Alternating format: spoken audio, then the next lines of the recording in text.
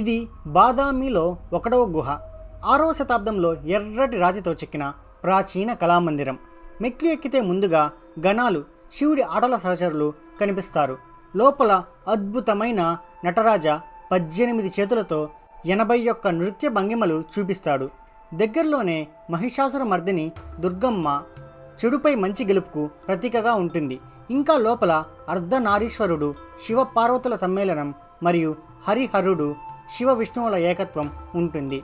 అయినా పైకప్పు కూడా ఒక కళాఖండమే.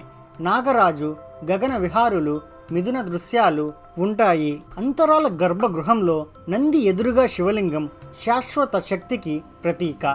బాదామి 1వ గుహ ఇది కేవలం దేవాలయం అయితే కాదు, రాతితో చెక్కిన జీవన కథనం. ఈ బాదామిలో 4 గుహా దేవాలయాలు ఉన్నాయి.